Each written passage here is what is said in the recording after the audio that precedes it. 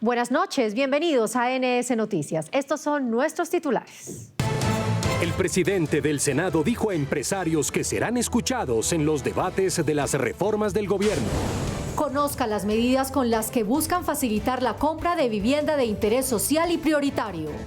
Quien esté prestando servicio militar obligatorio podría recibir pago de un salario mínimo. Cuidar la salud mental en la educación escolar es la clave para evitar el suicidio de jóvenes en el país.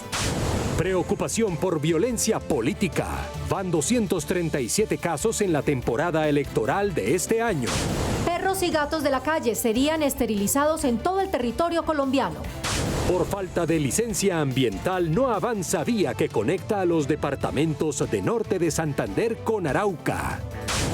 Una colorida cosecha lo espera en Pereira. Prográmese y disfrute de un puente de fiestas.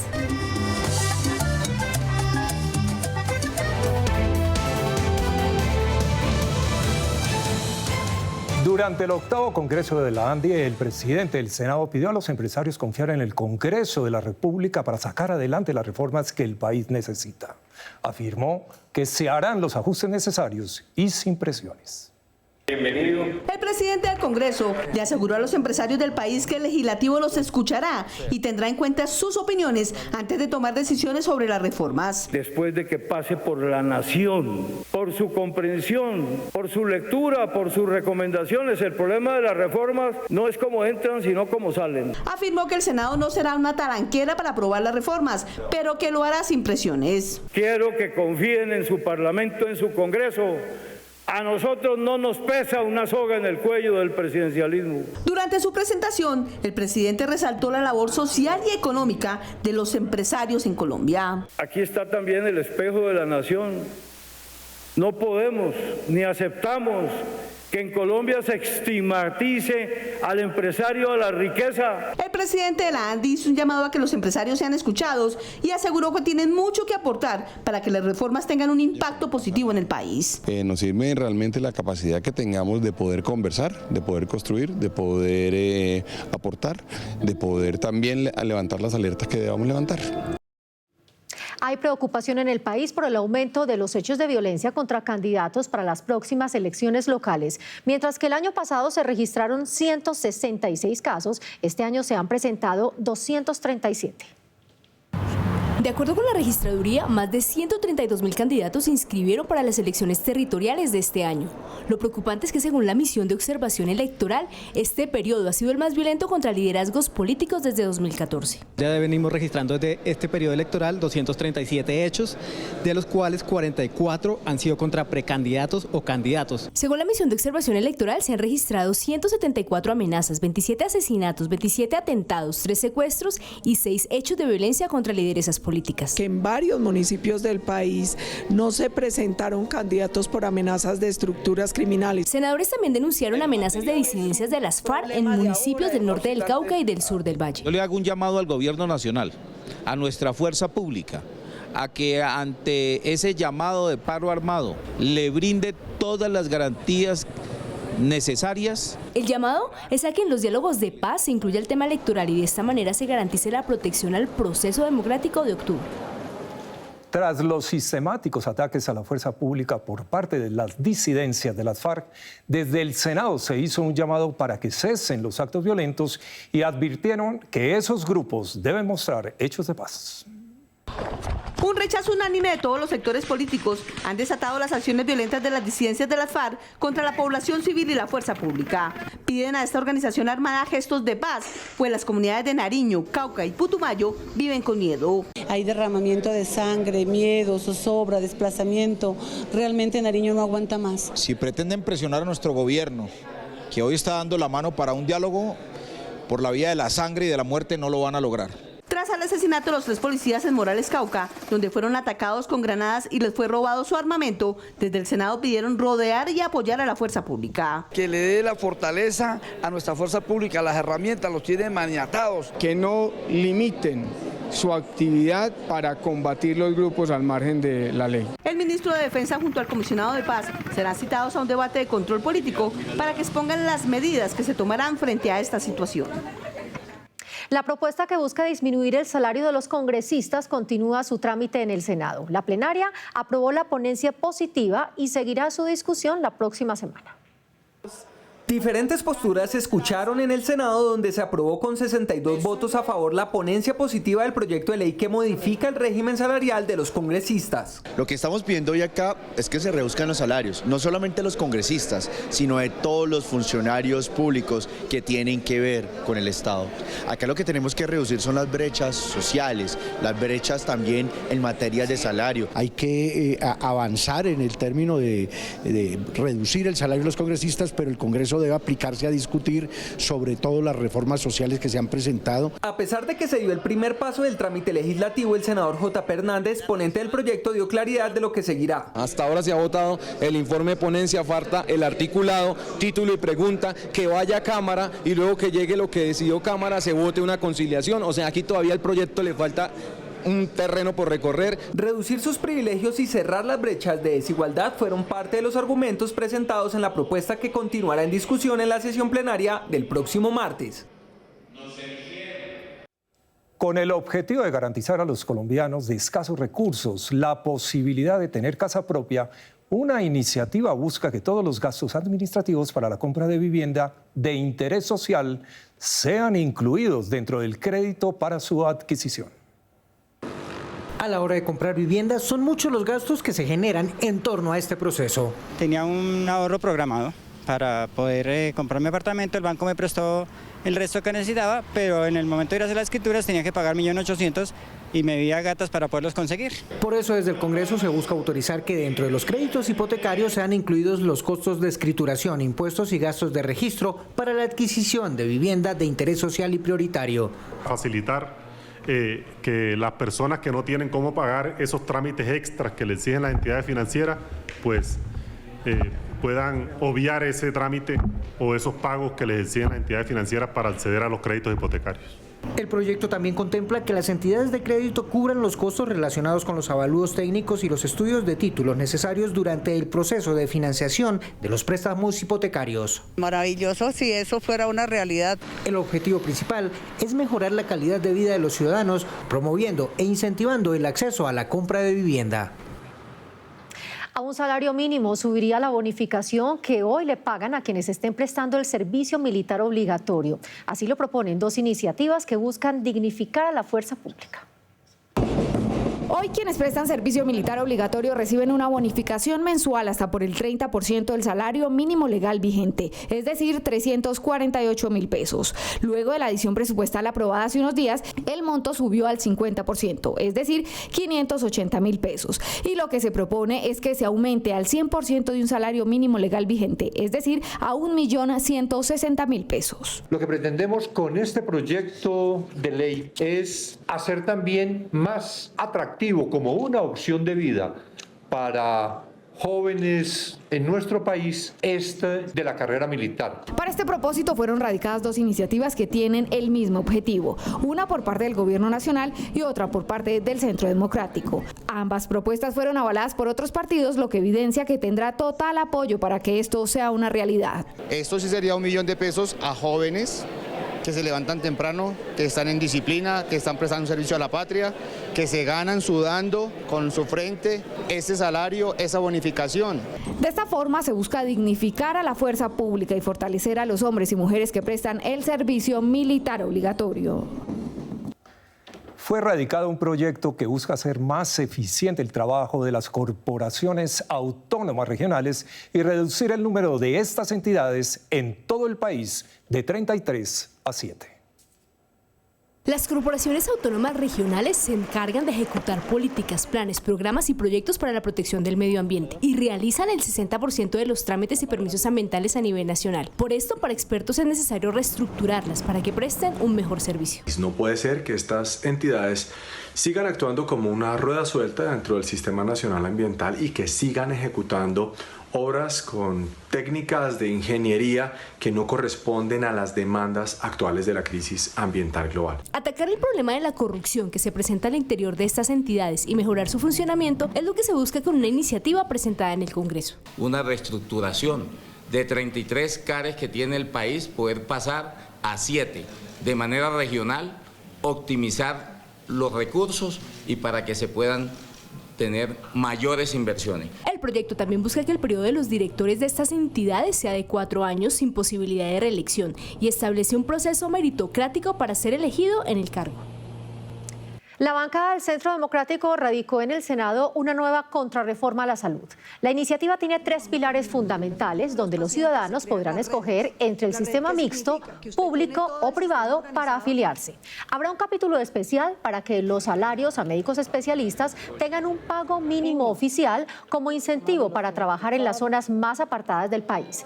Y se garantiza que las EPS que no cumplan con su razón de ser desaparezcan. Una de las trabas que hemos detectado es que no se crean mayores cargos porque tienen salarios muy bajos. Entonces la gente ya no quiere estudiar medicina o no quieren que haya muchos especialistas porque si no, no ganan lo que corresponde. Nosotros creemos que eso se soluciona creándoles un piso para que puedan tener unos ingresos garantizados mínimos. La deserción escolar, falta de infraestructura hospitalaria e inseguridad para los habitantes del sur de Bolívar son algunas de las problemáticas que enfrenta la región por la falta de presencia institucional. La vulneración de los derechos humanos que han sufrido los habitantes de Cagua y corregimiento de San Lorenzo en el sur de Bolívar, derivados de la guerra y el abandono, que según ellos han sufrido durante años por parte del Estado, llevó a la comunidad a pedir acciones para vivir en paz. A veces la gente anochece en la casa, pero no amanece porque sale, por los problemas psicológicos que mantenemos, salen en carrera a medianoche con sus hijos y con maletas. En una audiencia pública que contó con más de 300 asistentes y la participación de diferentes entidades estatales, se escuchó el clamor de la comunidad. La cual encontramos muchísima preocupación. ¿Por qué? Porque nosotros somos víctimas también del conflicto armado. En algunos municipios, en algunas veredas encontramos grupos de guerrilla, en otras encontramos grupos del paramilitarismo. Pero la población vive en unas condiciones bastante precarias de abandono. En el evento se propuso también un puesto de mando unificado en la ciudad de Barrancabermeja para proteger a los campesinos de la Ciénaga de San Lorenzo. Habitantes del norte de Santander y Arauca están desesperados por el mal estado de la vía La Soberanía que conecta ambos departamentos. Las pérdidas económicas son graves. La ruta de la soberanía parece ser una promesa que aún está lejos de convertirse en realidad. Después de ser aprobada por Invías la inversión de 420.000 millones para mejorar la conectividad vial entre los departamentos de norte de Santander y Arauca, un año después las obras no avanzan por no tener licencia ambiental. Hoy deja más o menos 3.200 millones de pesos en pérdidas diarias. Los transportadores del norte de Santander y de la costa que van al norte de Santander tienen que dar la vuelta por Cúcuta, Pamplona, Bucaramanga, Huachica. El estado de la vía ha traído consecuencias graves en la economía de estos dos departamentos, además del encarecimiento de los alimentos y las eternas obras en el paso de la vía que deben ser por puentes hechizos de tablas y palos. Nosotros nos hemos visto afectados en daños de vehículos, volcamiento de vehículos. Se nos dificulta mucho para sacar lo que nosotros cultivamos hacia Cúcuta o hacia Pamplona. Tenemos a Casanare, Arauca, Boyacá y los dos Santanderes. Entonces son miles de personas que hacemos uso de esa vía tan importante. En el Senado le hacen un llamado urgente al Gobierno Nacional para que la licencia ambiental sea otorgada y la concesión pueda avanzar en la obra de mejoramiento en la vía. Fue radicada una iniciativa para que las regiones reciban más recursos y puedan impulsar sus planes de desarrollo de manera autónoma, social y económica. El acto legislativo duplicaría los recursos que hoy reciben desde el gobierno central los departamentos y municipios. Que sean ellos los protagonistas de su desarrollo y no desde Bogotá que nos impongan modelos y políticas públicas a las regiones. En la Constitución de 1991 se estableció que los departamentos y municipios recibirían el 46.5% de los ingresos corrientes de la nación, pero tras 2 reformas, hoy reciben solo el 22%. Devolverle los recursos a los municipios, volverle los recursos a los departamentos. El presidente del Senado aseguró que es hora de pasar a la descentralización, con regiones autonómicas que tengan recursos propios para salir del atraso. ¿De dónde viene el atraso, la pobreza y la guerra? Viene de nuestras regiones. Se estima que en los últimos 15 años los departamentos y municipios han dejado de recibir más de 311 billones de pesos en transferencias. Avanza positivamente la discusión de una política pública para la esterilización de animales en estado de abandono. Los animales domésticos enfrentan una dura situación en Colombia. En la actualidad hay alrededor de 3 millones de gatos y perros que viven en estado de abandono y la cifra sigue aumentando. Frente a esto, el Senado aprobó una iniciativa para controlar la natalidad de estos animalitos de calle y así evitar que se multiplique su sufrimiento. Que busca la creación del Programa Nacional de Esterilización Quirúrgica de Gatos y Perros que acceda a todos los municipios del país sin barreras de acceso geográficas, lingüísticas, culturales, que sea financiado en su totalidad por la nación. Este proyecto establece que el gobierno nacional financie en su totalidad el procedimiento para municipios de categoría 3, 4, 5 y 6 y cofinanciado en un 75% para municipios de categoría 1 y 2, dando prioridad a los caninos y felinos sin hogar. Hoy en Políticamente en Redes hablamos de la marcha de la oposición. Buenas noches, Claudia. Adelante. Hola, hoy en redes sociales es protagonista la denominada Marcha de la Mayoría, convocada para mostrar la inconformidad de sectores de oposición frente a la gestión del gobierno. Pues iniciamos con el senador Miguel Uribe, quien fue uno de los promotores de esta movilización. Dijo que la presión ciudadana sí sirve y que los colombianos no se deben rendir. Miren ustedes. Colombianos, a ustedes que hoy vinieron a marchar, invitaciones a que no nos rindamos, porque depende de nosotros. Tendremos que salir las veces que sean necesarias, porque este es un ejemplo de civismo, de participación y de amor por Colombia. Para el senador Julián Gallo, la marcha fue un fracaso y dijo que una oposición que quiere conservar privilegios a costa del engaño no merece más. La senadora María Fernanda Cabal publicó una foto con el siguiente mensaje: si el gobierno miente, las calles hablan. El senador Alexander López Maya manifestó que las marchas tienen poco respaldo y que no ha sido fácil gobernar a Colombia después de 60 años de corrupción, violencia y desatención, pero que cumplirán las promesas de campaña. Para mi cierre, como siempre, les traigo buenas noticias. El ICETEX tiene abierta la convocatoria del Fondo de Comunidades Negras que deseen realizar estudios de pregrado en carreras técnicas, tecnológicas y profesionales. Inscripciones en www.icetex.gov.co en el menú Créditos y luego sección de Fondos en Administración. Tiene plazo hasta el próximo 31 de agosto. Hasta aquí Políticamente en Redes. Nos vemos. Bien, Claudia, gracias. A pesar de que en Colombia el conflicto armado ha permanecido por décadas, hoy se vive una situación nunca antes vista, pues se adelantan diálogos y treguas con diferentes grupos armados y bandas delincuenciales para llegar a la paz total. Esto es Pasamanos.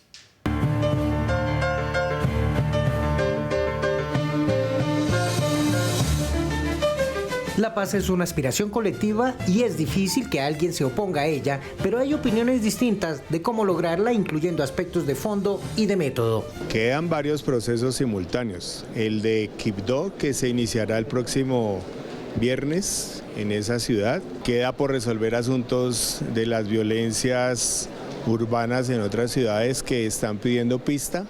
Así que los retos son gigantes. Esta tensión se ha expresado desde distintas orillas y el Senado de la República ha sido uno de los escenarios donde se ha reflejado esto.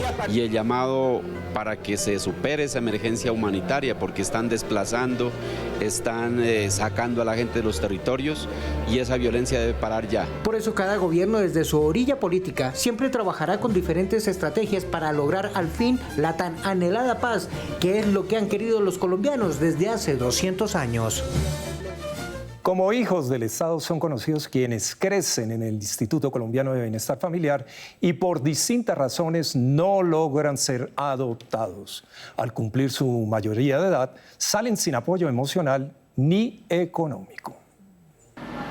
Según el ICBF, en los últimos 12 años, 13.233 jóvenes han egresado de las modalidades de internado y hogar sustituto. Es decir, jóvenes que no lograron ser adoptados y que al cumplir 18 años salen del sistema. No tenía en dónde vivir, no tenía con qué pagar el estudio en el que estaba en ese momento y tuve que recurrir a una profesora en ese momento de mi carrera que pues me apoyó. De acuerdo con la experiencia vivida, Andrea cree que es necesario que el Estado establezca mecanismos para apoyar el proyecto de vida de los jóvenes que salen del sistema. Por esta razón, una iniciativa busca darles más herramientas. Tiene que ver con aquellos ya egresados del Sistema Nacional de Bienestar Familiar que requieren lineamientos de autonomía y acompañamiento. Estamos allí de la mano con las organizaciones de la sociedad civil. El proyecto plantea mecanismos para ampliar la oferta institucional de manera que tengan autonomía e independencia. Hoy los recursos con los que cuentan estas iniciativas son finitos, entonces si logramos tener una iniciativa legislativa que permita dar un impulso a lo que hoy viene haciendo el ICBF, son bienvenidos. De ser aprobada la propuesta, se crearían más oportunidades laborales para el emprendimiento y el acceso a la educación de estos jóvenes. Este año se ha presentado un incremento de más de un 14% de casos de suicidio en el país en comparación con 2022. Los jóvenes son la población más afectada. Más de 1.500 suicidios se han presentado en 2023 en el país, según Medicina Legal, a cierre del mes de junio, siendo la población joven la más perjudicada por los trastornos psicológicos. Es por esto que escucharlos es clave para crear políticas que faciliten el cuidado de su salud mental. Esto comience a tomarse de verdad en serio y pues se comiencen a dar estas políticas que ayuden a solucionar estas problemáticas. Me gustaría hacer un llamado a todos los jóvenes a que no se guarden sus emociones, a que de verdad si en algún momento se sienten mal, busquen ayuda, de verdad no están solos. La iniciativa contó con el respaldo de diferentes entidades estatales, quienes agregaron que será clave tener en cuenta factores como la raza, género, nivel socioeconómico o identidad sexual. Hay un compromiso por parte del gobierno nacional de implementar políticas territoriales, pero con un acompañamiento nacional mucho más efectivo. Para comprender qué necesitan, cómo se ven a sí mismos, cómo se sienten articulados y cómo se sienten organizándose dentro de estos procesos. La senadora Karina Espinosa también participó en este espacio y se comprometió a trabajar para que las nuevas generaciones puedan ser atendidas de manera prioritaria. Y frente a este tema, desde ya se está trabajando en la creación de una política pública para la atención oportuna de la salud mental que cada vez más afecta a los colombianos.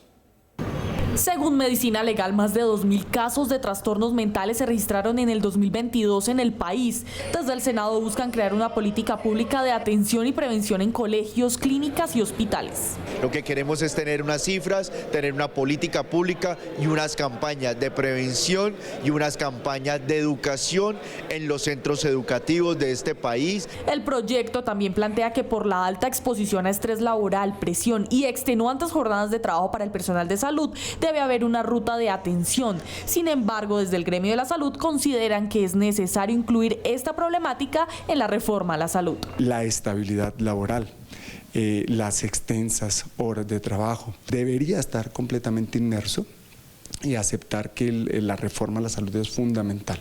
Pero además somos un país que entre comillas es muy alegre, pero tiene unas condiciones psicosociales y de pobreza muy grandes que tienen que ver con esa situación. El articulado también busca que el Ministerio de Salud cree estrategias, campañas pedagógicas y de sensibilización en materia de salud mental para la niñez y la juventud. Bueno, en otras noticias, las fiestas de la cosecha en Pereira se han convertido en una bonita excusa para disfrutar de los bellos paisajes de la Perla del Otún y del maravilloso panorama cafetero. Prográmese y disfrute este puente festivo. Este fin de semana Pereira ofrecerá diversidad de planes turísticos, gastronómicos, musicales y otros como el Carnaval del Adulto Mayor, que tendrá desfile de carrozas, viejoteca y reinado. Todo esto hace parte de la programación de las fiestas de la cosecha. Van a encontrar mucha alegría, mucho amor, mucho compañerismo.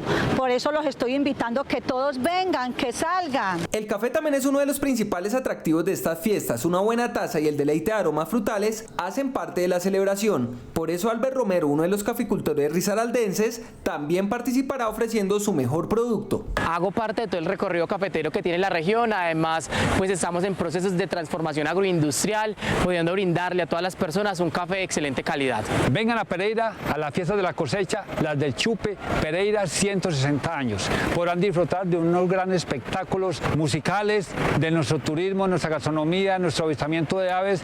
En la celebración de los 160 años de Pereira, sus paisajes se serán testigos de momentos únicos y podrá disfrutar junto a su familia y compartir de la tradición con alegría y gratitud. Muy bien, con fiestas de la cosecha llegamos al final. Gracias por acompañarnos. Los esperamos en nuestra próxima emisión. Hasta entonces.